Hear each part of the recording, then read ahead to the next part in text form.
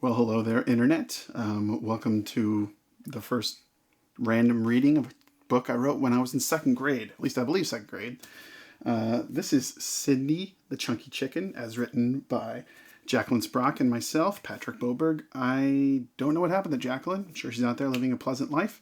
But we wrote this questionable children's book in second grade, I believe, because we didn't have any classes together after second grade. I'd like to read it for you. I'm mostly doing this so I can just test this camera setup with, a tube light and a overhead mic. I've done some of this stuff before, but this is 2 cameras, 4K, blah, blah, blah. You don't care. So, Cindy, the Chunky Chicken.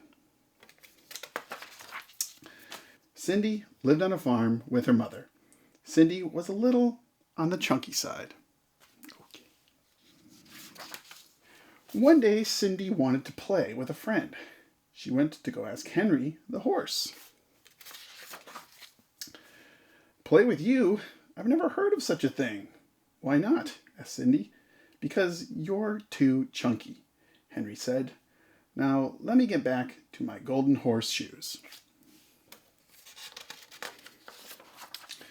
Oh well, I'll ask Carol the cow. Maybe she will play with me. Hey dude, what's happening? Said Carol. Can you play with me? I need a friend, Cindy said. No way. You're like totally chunky. Now let me get back to my rap.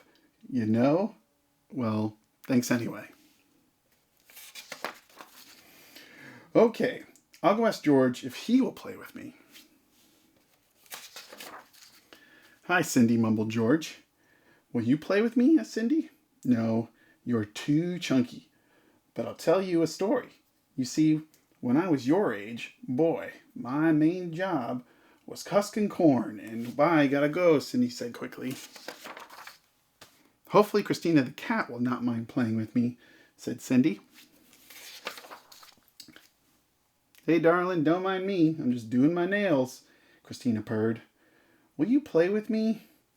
Well, I'm afraid not. It will wreck my reputation. Oh, I chipped a nail, Christina angrily gasped. Maybe Dwayne will play with me. I sure hope so. How are you doing? Cindy said. I'm fine, except my paw hurts, Dwayne said monotonously. No, I was stopping by to see if you would play. No, my paws hurt. Anyways, you're too chunky, he said sadly. Oh, I need another bandage. Okay, now I know I'm useless. Then Sydney started walking home gloomily. When Cindy was walking home, she saw Peggy the pig. War talkie, said Peggy with her mouth full. No, thank you. I'm fat enough already, Cindy said with her face toward the ground. Why are you so sad? She quietly asked. No one wants to play with me, Cindy said sadly. Why not? You're a nice chicken, Peggy asked. I'm too chunky, Cindy whimpered. Well, everyone is different. But instead of listening to Peggy, Sydney ran off. That night, Sydney didn't come home, and her mom was worried. Peggy ran over to see if Cindy was okay.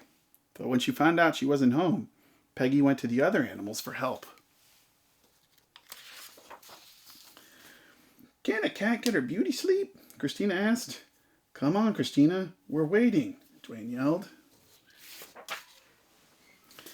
Meanwhile, Cindy was hiding in a broken-down peanut factory. Suddenly, she heard voices. Yo, radical dudette, like, how did you fit through the door? Carol said. Carol, Peggy yelled, then sternly walked in. You know, you're not the chunkiest chicken in the world, Peggy said. I know that. I watch TV, Cindy said, feeling better. We might as well have a diet pop and some lightly buttered popcorn, added Peggy. Sure, Cindy said excitedly, and they had a feast.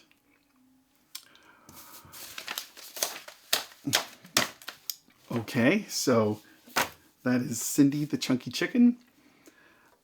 I cannot go back 30 some years and figure out what was going on here, but the way it's written with these words that seem to be vocabulary words, I assume there was some sort of teacher's assistant that was showing us how to include them in sentences correctly, but the subject matter is not cool, especially for second graders. It's just a story about a kid getting bullied and it never gets resolved. Everyone just keeps bullying her. You're not the chunkiest chicken in the world. Well, sorry, Cindy. At least I get to share you with the world now.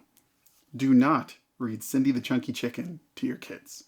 And from Jacqueline Sprock and myself, I believe I can say, I'm sorry.